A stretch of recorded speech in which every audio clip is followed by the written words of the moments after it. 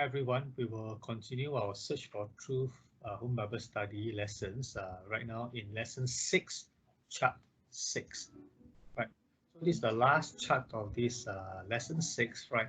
And in this chart, we are focusing on a certain encounter that Jesus had with Peter, or rather, Peter had with Jesus, right? Whereby Jesus asked Peter very specifically, right, of what people understood who Jesus really is, and Jesus went one step further to ask Peter, now, who does Peter think Jesus really is, right? So in this particular chart, we'll be talking specifically about this.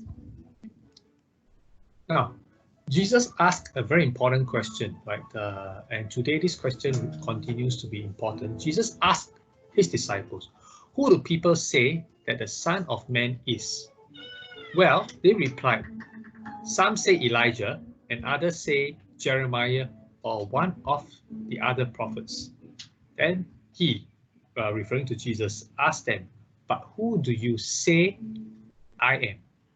Simon Peter answered, you are the Messiah, the Son of the living God. The word Messiah basically means someone who's anointed by God. Right. So if you notice that Jesus basically wants to know us, wants to know what we think. Who do you say that I am? Right. So Jesus is interested in knowing who we think he is. Now, and when Jesus asked his disciples this important question, right, I think the answer from Peter is also equally important, right? And Simon says, you are Messiah, the Son of the living God, right? And Jesus's response to this answer, which is the right one, he says, you are blessed because my Father in heaven has revealed this to you. You did not learn this from any human being. Now, Peter's response was important because Peter basically said that I know you for who you really are. I understand you to be who you really are supposed to be. You're not just a good teacher, you're not just a good prophet, right? But you are God revealed in flesh. You are the Son of the living God, right? And Jesus says that because you understood who I am, because you know who I really am, your truth, the truth of knowing who I am, is upon this truth that I will build my church. So this is Jesus's response, right? Now, it tells us, therefore, that the church of God, okay, has to be built on a correct understanding of who Jesus is. Put in simple words, I mean, basically your faith, our faith has to be built on truth. Our faith has to be built on the right understanding of who Jesus is, right? And Jesus really wants us to know him for who he really is, rather than have a very vague idea or vague understanding. In fact, today, many people have very different ideas of who Jesus really is. And in fact, sometimes some of these ideas, it could be out of good intention, but many times all of these inaccurate or incomplete ideas of who Jesus really is. When Jesus talked about building the church, I think it's important that we have a good understanding of what the church he's referring to. Right? The word church comes from this Greek word ecclesia, and the word ecclesia means those who are called out, the ones who are called out by God.